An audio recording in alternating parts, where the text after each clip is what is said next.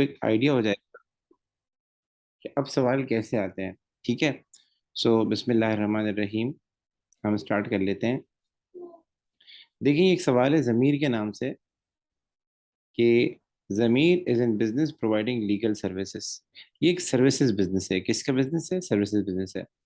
Services business की जो income statement होती है, फिर वो सेल से स्टार्ट नहीं होती, फिर वो इनकम से स्टार्ट होती है, फीस इनकम से या कोई और इनकम से स्टार्ट होती है। जिस टाइप की सर्विस दे रहा होता है उससे स्टार्ट होती है। लाइक ये लीगल सर्विस दे रहा है तो ये लोग फी कलेक्ट करते हैं, तो फीस इनकम से स्टार्ट होती है। दूसरा, सर्विस बिजनेस के अंदर कॉस्ट ऑफ सेल्स का कॉन्सेप्ट नहीं होता। कॉस्ट ऑफ सेल्स वहां आता है जब आप एक चीज बाय करके आगे बेचें। सर्विस बिजनेस कोई फिजिकल प्रोडक्ट तो बेचते नहीं है, ये लोग कोई फिजिकल प्रोडक्ट नहीं बेचते। ये लोग जो है आपको आपकी कोई नीड वगैरह को पूरा कर रहे होते हैं। आपको कोई, जैसे आपको एंटरटेनमेंट की नीड है तो आपको एंटरटेन कर देंगे। आपको जो है क्या नाम, कम्युनिकेशन का प्रॉब्लम है तो कम्युनिकेशन में आपको हेल्प कर देंगे। आपको कहीं जाना है तो आपको जो है ट्रेवलिंग सर्विस प्रोवाइड कर देंगे। तो सर्विस बिजनेस में क्या होता है, आपकी किसी नीड को पूरा किया जाता है बाय नॉन फिजिकल आइटम्स। ठीक है, बाय नॉन फिजिकल आइटम्स। सो इसमें जो है वो इन्वेंट्री नहीं होती। इसके जब भी सवाल है कि आपको इन्वेंट्री मिलेगी, तो सर इसको कैसे बनाते हैं? बहुत सिंपल होता है, वही दो कॉलम की आईएस बनती है, लेकिन हम स्टार्ट फिर फीस इनकम से करते हैं। स्टार्ट किससे करते हैं? फीस इनकम से करते हैं। और अगला स्टेप क्या होता है, कोई और इनकम होती है तो इसमें ऐड कर देते हैं। लाइक डिस्काउंट रिसीव इसमें ऐड हो जाएगा, कमीशन रिसीव इसमें ऐड हो जाएगा, और कोई इनकम है प्रॉफिट ऑन डिस्पोजल वो इसमें ऐड हो जाएगा। और इन सारे इनकम का टोटल करके हम लिखते हैं ग्रॉस इनकम। मतलब जैसे आप सेल्स में कॉस्ट ऑफ सेल्स माइनस करते थे, यहाँ ऐसा नहीं होता। यहाँ बस प्लस ही करते जाते हैं। सेकंड कॉलम में लिखते जाते हैं, सॉरी पहले कॉलम में लिखते जाते हैं। हमारे जैसे दो कॉलम बनाते थे ना, तो पहले कॉलम में आपने फीस इनकम लिख दी, फिर डिस्काउंट रिसीव लिख दिया, फिर प्रॉफिट ऑन डिस्पोजल लिख दिया, फिर आपने इस तरह कोई दूसरा आइटम लिख दिया, और इन सब का टोटल करके आपने लास्ट कॉलम में लिख दिया, और वो कहलाएगा ग्रॉस इनकम। ठीक है। अच्छा, ये मैंने एक आइडिया दिया, मैं अभी सिर्फ समझा रहा हूँ। अब आते हैं, इसने बहुत सारे आइटम दिए हैं। इसका साल एंड हो रहा है 31 दिसंबर 2020। फीस इनकम दिया है, रेंट एंड रेट दिया है, सैलरी दिया है, स्टेशनरी दिया है, इलेक्ट्रिसिटी दिया है, बैंक चार्जेस दिया है, और ये सारे आइटम इसने दिए हुए हैं। ये लिखा हुआ है proceed of disposal of office equipment, इसके आगे कुछ भी नहीं लिखा हुआ। एक खामोशी छाई हुई है। हालांकि आपने सीखा था कि अगर हमें कोई पैसे मिलते हैं एसेट को डिस्पोज करने पे, अगर सवाल में वो क्रेडिट का बैलेंस वर्ड यूज करता है और कुछ भी नहीं लिखा होता, तो वो क्या है? इनकम है। अगर सवाल में वो डिस्पोजल लिख लेता है और उसके आगे डेबिट लिख देता है और क्वेश्चन में खामोशी और कुछ भी नहीं बताया, तो उसको हमें क्या कंसीडर करना है? एक्सपेंस कंसीडर करना है, लॉस कंसीडर करना है उसको। तो अब आगे चलते हैं। अब साल देख लीजिएगा, साल का मिनट हो रहा है क्योंकि ये मैटर करेगा आगे। इसका साल एंड हो रहा है 31 दिसंबर 2020 में, इसका साल एंड हो रहा है। ठीक है। अच्छा जी, वो क्या कह रहा है? वो कह रहा है द एनुअल रेंट इज 16,000। हमारा साल का रेंट कितना होता है? 16,000। On 31st December 2020, rent was paid to cover the period from 1 January to 31st मार्च। हमने 31 दिसंबर 2020 को जो रेंट पे किया था, वो हमें फायदा देगा। वो हमें फायदा देगा 1 जनवरी से लेकर 31 मार्च तक, हमें क्या कर देगा? फायदा देगा।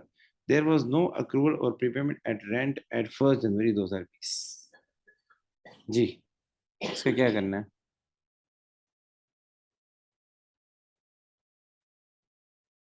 जी बेटा,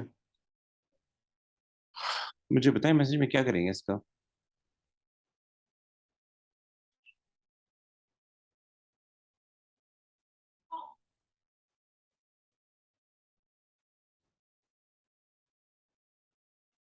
आप क्या कहता है? गाइस, आप तो खामोश हो गए, ऐसे नहीं करें। मुझे बताएं इसका क्या करेंगे।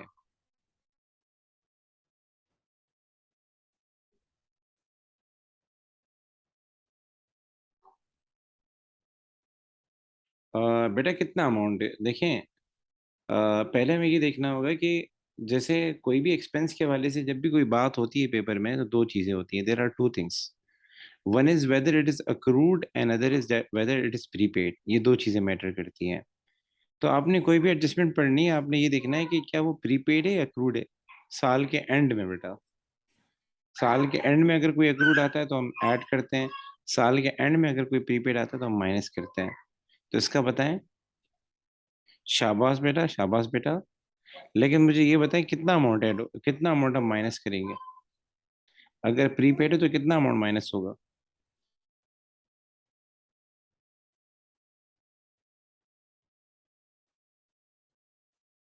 Excellent excellent. देखिए वो पेपर में उसने ये बोला है कि हमने जो रेंट पे किया था, अब यहाँ रेंट एंड रेट्स मिला के लिखा हुआ है। अगर अलग से लिखा होता ना रेंट, तो फिर हम यही समझते हैं कि जितना वही रेंट लिखा होगा जितना हमने पे किया है, उसी को लिख के फॉर्मूला लगा लेते हैं। मतलब फोर्थ सपोज उसने अलग से अगर बताया होता कि हमने जो भी रेंट पे किया है वो अराउंड फोर सपोज, हमने रेंट पे किया है, फोर सपोज अल्लाह भला करे आपका, फॉर एग्जाम्पल हमने रेंट पे किया है 20,000 हमने रेंट पे किया है। सवाल में उसने लिखा है कि हमने 20,000 क्या किया, रेंट पे किया है, और वो रेंट है 1 जनवरी से लेके 31 मार्च तक। तो फिर मैं वो 20,000 रुपये लेता और मल्टीप्लाई करता, कितने महीने एक्स्ट्रा हो रहे हैं? 3 महीने एक्स्ट्रा हो रहे हैं। हमारा साल इस तारीख पे एंड हो रहा है, 31 दिसंबर 2020 पे एंड हो रहा है। तो इसका मतलब ये है कि हमारे पास 1 जनवरी से लेके 31 मार्च 2021 तक जो है, ये जो टाइम पीरियड है 3 महीने का, ये हमारा क्या हो रहा है? एक्स्ट्रा हो रहा है। जनवरी से लेके 31 मार्च 2021 तक क्या हो रहा है? हमारा एक्स्ट्रा हो रहा है। अब इसमें इस तरह तो नहीं लिखा हुआ कि हमने पेमेंट कितनी की है। ठीक है, तो अब हम क्या करेंगे? अब सिंपल काम ये करेंगे, इसने सवाल में दिया हुआ है कि हमारे पूरे साल का रेंट कितना बनता है। पूरे साल का रेंट हमारा बनता है 16,000। कितना बनता है? 16,000। तो हम 16,000 ले लेंगे, और ये 16,000 पूरे साल का बनता है।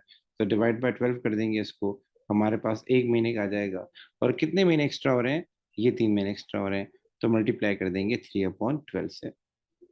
तो 16,000 मल्टीप्लाई बाय 3/12, इसका मतलब ये कि 4,000 रुपये हमारा क्या है? प्रीपेड है। प्रीपेड के साथ क्या करेंगे बेटा? माइनस करेंगे। ठीक है। अच्छा जी, आगे चलते हैं। आगे कह रहा है rates of 6,000 were paid during the year to 31 दिसंबर 2020। हमने रेट्स पे किए थे 6,000 रुपये, और हमने भरे थे 31 दिसंबर 2020 तक। The payment covered the period 1 January 2020 to 31 December 2020 only. From 1 November 2020 accrual rates were 7,560। जी, एनुअल रेट्स पर 7,560। ये बड़ा प्यारा सवाल है। वो कह रहा है कि हमने जो 6,000 के रेट्स पे किए थे, हमने पे किए थे 31 दिसंबर 2020 तक, हमने इतने रेट्स पे किए थे। ठीक। अच्छा जी, आगे कह रहा है this payment covered the period 1 जनवरी 31। ये जो पेमेंट थी, इसका ताल्लुक था 1 जनवरी से लेके 31 अक्टूबर तक, मतलब 10 महीने तक की पेमेंट थी। लेकिन 1 नवंबर से हमने पेमेंट तो नहीं की, यानी अक्रूड है। और उसके लिए हिंट ये दिया है कि अब हमारा रेंट जो है 1 नवंबर से जो पूरे साल का हमारा रेट्स बदला है, वो ये रेट हो गया है। इसने सवाल में मेंशन किया है 750। ये हमारे पूरे साल का रेट हो गया है आफ्टर 1 नवंबर 2020। बताएं क्या करेंगे?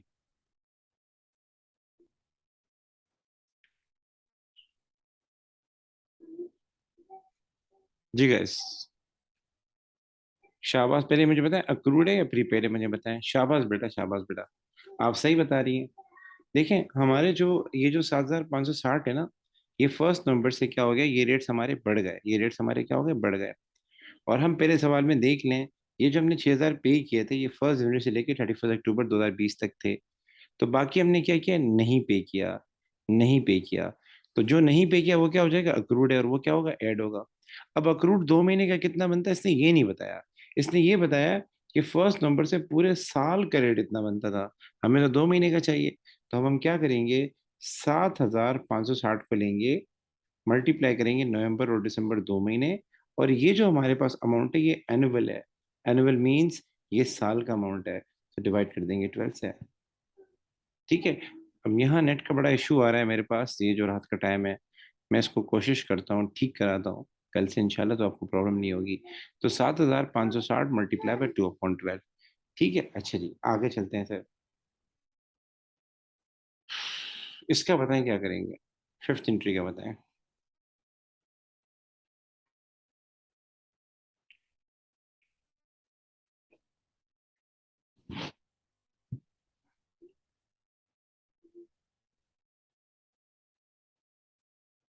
जी क्या होगा इसका?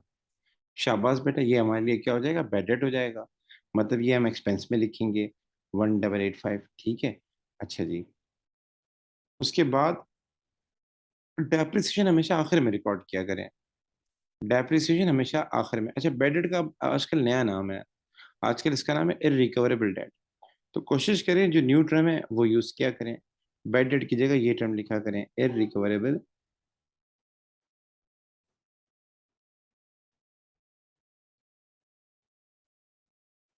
अच्छा जी, ये वाला ट्रांजिशन पढ़ लेते हैं, फोर्थ वाली। In February 2020 office equipment was sold for 1000। जी जी, माइनस भी करेंगे बेटा, रोमान बेटा, हम दोनों काम करेंगे। अभी तो सवाल में इनकम स्टेटमेंट बनानी है। वाइल मेकिंग इनकम स्टेटमेंट हम सिर्फ क्या करते हैं, जिसको जाके एक्सपेंस में लिखते हैं। लेकिन अगर हमें प्रोविजन फॉर डॉक्टर डेट भी निकालना हो तो फिर बकायदा रिसीवेबल से माइनस करते हैं। रिसीवेबल से तो वैसे ही माइनस करना है, लेकिन इस सवाल में मैंने क्यों नहीं किया, क्योंकि हमें इनकम स्टेटमेंट बनानी थी इसलिए, और प्रोविजन का कोई कॉन्सेप्ट नहीं था इसलिए ऐसे किया, वरना माइनस करना चाहिए। अच्छा जी, बल्कि चलो माइनस कर देता हूँ मैं। हम रिसीवेबल से जाके क्या कर देते हैं, कितना अमाउंट है। आई थिंक सो अमाउंट है 1885। तो मैं रिसीवेबल से जाके माइनस करवा देता हूँ। अच्छी प्रैक्टिस ये है कि बंदा साथ साथ माइनस करता रहे, परेशानी नहीं होगी। अच्छा जी, डेप्रिसिएशन और प्रोविजन फॉर डॉक्टर हमेशा आखिर में रिकॉर्ड किया करें, सारी एडजस्टमेंट करने के बाद। वो आपको कंफ्यूज करने के लिए बीच में डेफिनेशन का कॉन्सेप्ट दे सकता है, लेकिन हमेशा आखिर में किया करें, क्योंकि चेंजेस आ रही होती हैं, वो चेंजेस पहले रिकॉर्ड करना जरूरी है। तो ये कह रहा है इन February 2020 office equipment was sold for 1000। हमने फरवरी 2020 को क्या किया था, ऑफिस इक्विपमेंट 1000 रुपए की बेची थी। This equipment has been purchase for 1800 on 1 January 2018। The sales proceed have been debited to the bank account and credited to the proceed of disposal of office equipment account. No other entries have been made in respect of the disposal. अच्छा, मैं short बता दूं, अभी तो time नहीं है entries बताने का, लेकिन मैं आपको ये बताता हूँ, जब भी हम कोई चीज़ डिस्पोज ऑफ करते हैं तो अमूमन हम उसके साथ चार काम करते हैं। चार काम करते हैं जब भी हम कोई चीज़ डिस्पोज ऑफ करते हैं। अच्छा जी, वो काम जिनका ताल्लुक आईएएस के साथ है, जिनका इम्पैक्ट आईएएस पे पड़ता है, वो एक फोर्थ नंबर एंट्री है।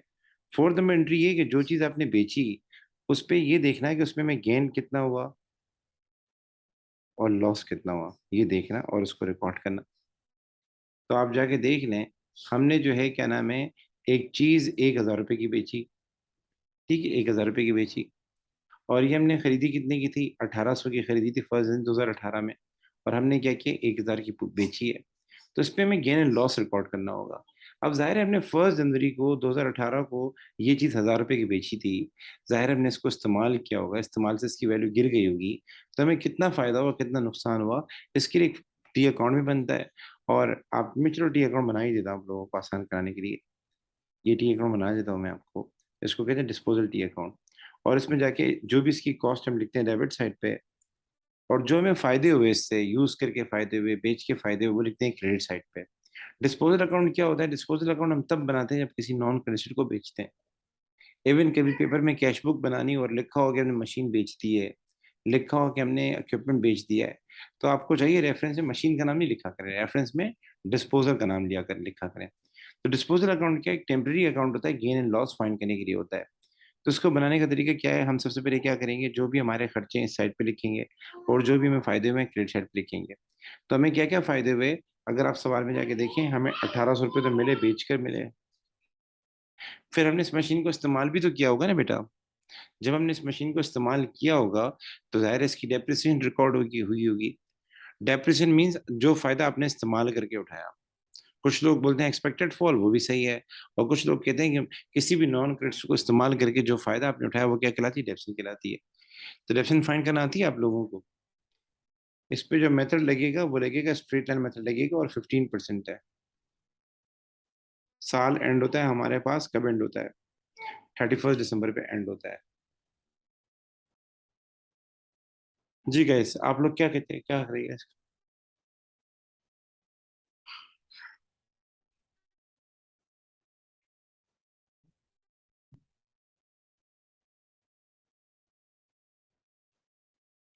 देखिए डेप्सिन कैसे फाइंड करेंगे, बहुत आसान है। स्ट्रेट लाइन मेथड में हमें कॉस्ट चाहिए होती है बेटा, क्या चाहिए होती है, कॉस्ट चाहिए होती है, सिर्फ कॉस्ट चाहिए होती है। तो उसकी कॉस्ट कितनी है, 1800 है। दूसरी बात, हमें मेक श्योर करना होता है कि हमें डेप्सिन कितने अरसे तक लगानी है। डेप्सिन जब लगाई जाती है तो उसके लिए ईयर इन मैटर करता है। ये मैटर करता है 31 दिसंबर, कि आपका साल क्या एंड होता है। और अभी हम कहाँ खड़े हैं, 31 दिसंबर 2020 पे खड़े हैं। तो आप देख लें, ये मशीन आपने खरीदी थी कब, 1 जनवरी 2018 को खरीदी थी। तो दिसंबर 2018 पहला साल हो जाएगा, दिसंबर 2019 दूसरा साल हो जाएगा। मतलब हमें सिर्फ 2 साल की डेफिनेशन लगानी है बस, तीसरे साल की नहीं लगानी, क्योंकि वो बनता है 31 दिसंबर 2020। डेप्सन हमेशा ईयर एंड पे रिकॉर्ड होती है, जो साल का आखिरी दिन होता है उस पर रिकॉर्ड करते हैं। तो 31 दिसंबर 2018 डेप्सन आएगी, 31 दिसंबर 2019 डेप्सन आएगी। तो मुझे बता सकते हैं कितनी आएगी? इसको फाइंड करने का सिंपल तरीका है, 1800 को मल्टीप्लाई करते हैं, जो 15% उससे कर दें, कितना आएगा?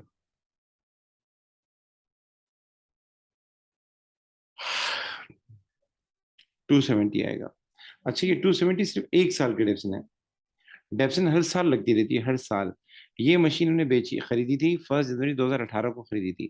ठीक है, मैं हाईलाइट कर देता हूँ। 1 जनवरी 2018 को ये मशीन हमने खरीदी थी। तो सवाल मेरा ये है कि अभी आप स्टैंड कर रहे हैं 31 दिसंबर 2020 में स्टैंड कर रहे हैं। ठीक है, तो मुझे बताएं, 1 जनवरी 2018 को खरीदी थी, तो आपका साल एंड हो रहा है 31 दिसंबर 2018 में एंड हो रहा है, पहली इलेक्शन लगेगी। देन 31 दिसंबर 2019 में एंड हो रहा है, दूसरी इलेक्शन लगेगी। और तीसरे साल नहीं लगेगी, उसने लिखा हुआ है कि जिस साल हम डिस्पोज ऑफ करते हैं उस साल डेप्रिसिएशन नहीं लगाते, ये पढ़ लें आप। ठीक है, no difference charge in the year of disposal, मैंने अभी रिसेंटली येलो कलर से हाईलाइट किया है। अच्छा जी, तो मुझे बता सकते हैं डिफरेंस कितनी है इसकी? अच्छा, 2 साल की निकालेंगे तो 1 साल की 270, अगले साल की दोबारा 270, सॉरी प्लस कर लें, कितनी आ जाएगी? 540। तो 540 में यहाँ लिख देता हूँ, दोनों साइड का टोटल करेंगे। ये वाली साइड कहलाती है गेन साइड, क्या कहलाती है? गेन वाली। क्रेडिट साइड हमेशा गेन साइड, क्रेडिट साइड, जो क्रेडिट साइड होती है उसको गेन साइड कहा जाता है, उसको इनकम साइड कहा जाता है। तो 1800 प्लस 540, आपको कितना फायदा हुआ? 1800 प्लस 540, आपको जो फायदा हुआ वो 2340 का हुआ। और आपके जेब से खर्चा कितना गया था? 1000 गया था। तो 2340 में से 1000 माइनस कर देते हैं, ये आ जाएगा 1340। ये 1340 हमारे पास कहाँ जाएगा? ये गेन और डिस्पोजल में जाएगा, क्योंकि हमारी क्रेडिट साइड ज्यादा थी। जी बेटा, यहाँ तक बात क्लियर हो रही है कि जब हम किसी चीज को डिस्पोज ऑफ करते हैं, ये फर्स्ट टाइम इस तरह का सवाल है, इससे पहले नहीं आते थे, आसान आते थे। अब जाहिर है इसने पैटर्न चेंज किया, तो थोड़ा बहुत चीजें मुश्किल करेगा वो जो है। ये बात क्लियर होगी बेटा, ताकि मैं आगे चलूँ? ओके। अच्छा, आगे चलते हैं। कभी भी इस तरह वैसे सवाल आएंगे नहीं, आसान आते हैं, लेकिन डिस्पोजल का कोई भी सवाल आए तो आपने ये, आईएएस के अंदर इनकम से, आईएएस के अंदर गेन एंड लॉस जाता है, उस एसेट को बेच के कितना फायदा हुआ कितना लॉस हुआ ये जाता है, तो इसके लिए थोड़ी मेहनत करनी पड़ेगी। अच्छा जी, ये वाला ट्रांजेक्शन पढ़ते हैं, कि थर्ड वाली जो मैंने नहीं पढ़ी, depreciation is charge on office equipment at 15% per annum. भाई डेप्सन तो लगा नहीं है ना, वो भी एक एक्सपेंस है। तो अब डेप्सन कैसे लगाएंगे? उसके लिए पहले रेलेवेंट अकाउंट्स को अपडेट करना पड़ेगा। हम जब किसी चीज को बेचते हैं तो कॉस्ट भी रिमूव करते हैं, हम जब किसी चीज को बेचते हैं तो उसकी डेप्सन को भी क्या करते हैं? रिमूव करते हैं। और जो पैसे मिले हम उसको क्या करते हैं? रिकॉर्ड करते हैं, नोट डाउन करते हैं। तो ये एसेट जो हमने बेचा था, non current asset office equipment, इसकी हमने सिर्फ बैंक की एंट्री रिकॉर्ड की थी। हमें जो बैंक से पैसे मिले ना, बैंक से पैसे, यानी 4 एंट्रीज होती हैं। जब हमें बैंक में पैसे मिलते हैं तो हम बैंक को करते हैं डेबिट, डिस्पोजल को करते हैं क्रेडिट। तो हमने सिर्फ ये वाली एंट्री रिकॉर्ड की है बस, ये थर्ड वन वाली, बैंक वाली। आपको स्क्रीन शो नहीं हो रही होगी, थोड़ा नेट का मसला है। हमने सिर्फ बैंक वाली एंट्री रिकॉर्ड की है, बाकी कोई भी एंट्री रिकॉर्ड नहीं की। तो आखिरी एंट्री की तो कोई ट्रांजेक्शन नहीं होती, ज्यादातर गेन एंड लॉस रिकॉर्ड करते हैं, वो तो हो जाएगा। बाकी आते हैं शुरू वाले पे, हमने कॉस्ट भी रिकॉर्ड नहीं की, डेप्सिट भी रिकॉर्ड नहीं की। तो इसका इम्पैक्ट क्या पड़ेगा जब हम किसी चीज को बेच देते हैं? सॉरी बेटा यार, स्क्रीन नहीं शो हो रही, जस्ट वेट।